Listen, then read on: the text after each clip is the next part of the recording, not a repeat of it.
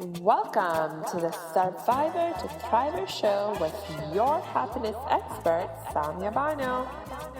Are you a survivor of abuse or other trauma? Are you tired of feeling stuck, silent, and stressed all the time? This is the podcast people from all over the world join in to learn exactly how to stop suffering and start living with more inner peace and joy. Are you ready to eliminate suffering from your life and transform from a survivor to thriver? Then congratulations, you are in the right place. Let's get started. Welcome to the second episode of the Survivor to Thriver show. I'm so glad to have you back with us and super excited for today's show because today we're going to pick up from where we left off yesterday, which means we are going to go much deeper into my story. More specifically, we are going to be talking about some of the biggest impacts that going through the experience of child sexual abuse had on me. And then we will see what we can learn from, what lessons we can draw from those experiences and apply them in a way that it becomes useful for you to be hearing about my experience. Okay, so let's see. Yesterday I had shared with you a little bit about the outward, the visible impact that happened in the aftermath, that occurred in the aftermath of my experience of the abuse, which was that I became silent. But inwardly, there was a storm raging within me, a storm of hurt and confusion and anger, shame, guilt. And unfortunately, I was just too young at that time to be able to understand what was happening to me or to know how to help myself. And the best my 8-year-old mind could do at that time was to throw me into a sort of state of denial. Now, when I say I went into denial, I don't mean that I forgot about what had happened. There are, in fact, many child survivors of abuse and other trauma who will completely block off all memory of those traumatic incidents that they've experienced. But that is not what happened in my case. In my case, the denial was a decision that was made by my mind at a subconscious level, really, to just act as if nothing had happened, to try the best we could to forget about what we had experienced and just move on with our life, trying to act as if nothing had happened. But in reality, this kind of denial, while in some ways it can be a helpful coping mechanism, it is a helpful coping mechanism in the short term. In the long term especially, it's not effective. And even in the short term, it can only work so far, right? Because even as I was trying to act as if nothing had happened, the fact of the matter was that my very soul had been touched by an evil and scarred and injured and hurt. And when you're dealing with that kind of hurt, it shows up in your life in all kinds of ways. And you cannot completely hide it because it's not within your control in many ways, right? These are like automatic responses.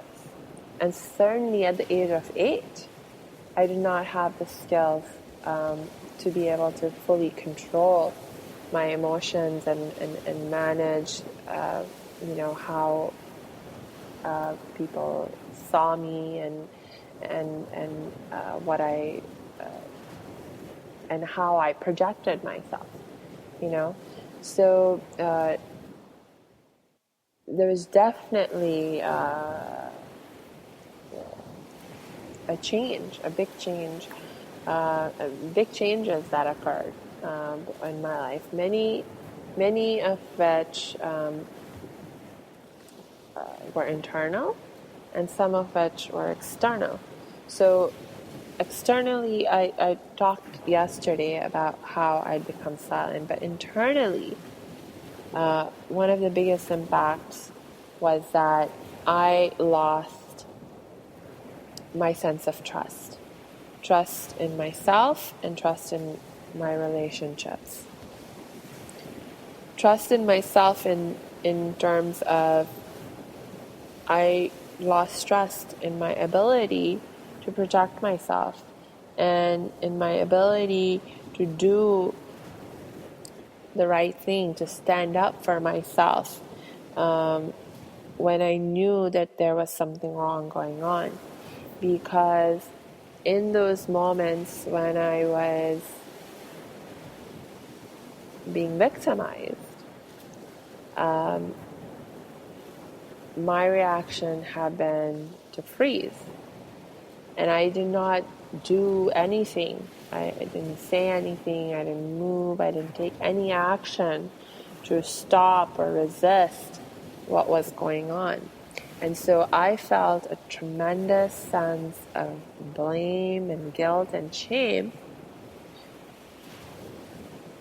And for not having done anything to stop what was going on, even though a part of me knew that there was something very wrong with what was happening.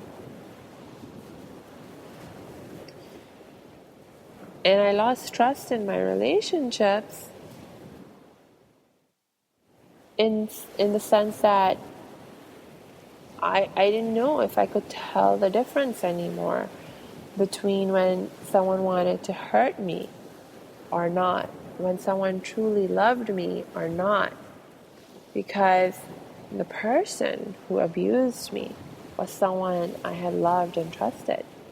Not only was it someone that I loved and trusted as an 8-year-old child, but he was someone that was loved and trusted by everyone in my family. And I want to take a quick pause over here because there is a lesson here. As children, we're all taught to be aware of the stranger danger and to stay away from the strangers who make us uncomfortable, or who are acting in ways that scare us and so forth. But what happens when it is the people that we love and trust who begin, and those people begin to violate our boundaries? Have you even talked to your children about that possibility and how to deal with it? Because the fact of the matter is that in the vast majority of cases, unfortunately, the abuser is someone that the victim knew and trusted. And if you really think about it, it makes a lot of sense why that would be the case. Because, again, we are programmed to be careful of the strangers, right? And protect ourselves against the stranger danger. But we are never taught, but we may never have been taught how to handle a situation where it's someone we love is breaking our trust, violating our boundaries. So please, if you have children in your life, please talk to them in age-appropriate ways, of course, but talk to them about this possibility also, that even sometimes people that they love and trust can violate their boundaries or attempt to do so, and no one has the right to force them to do anything they don't want to, or to force them into a situation where they feel uncomfortable or scared. If you're not sure how to talk to your kids about these things, there are a lot of resources out there that you can access. I know locally in Los Angeles, we have a great organization called Peace Over Violence, and they have self-defense programs which place a lot of emphasis actually on mental and emotional aspects of self-defense, which include awareness and assertiveness skills. And Peace Over Violence, I actually trained with them to become a self-defense instructor. And one of the things that I really love about Peace Over Violence is that we offer our self-defense classes to all age groups, from children as young as 3-4 years old, all the way to working with senior citizens. Okay, and the programs are designed to be very age appropriate and culturally sensitive, because we work with a diverse population of people in the work that we do. Being here in LA, that is a necessity. So please look up resources online if you need to. Inform yourself, inform your kids about these issues and how to keep yourself safe. And I see we're almost out of time again, so let's pick up on the rest of this tale, this story, this journey at our next episode.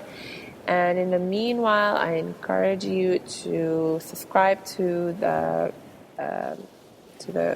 subscribe to this podcast if you haven't already.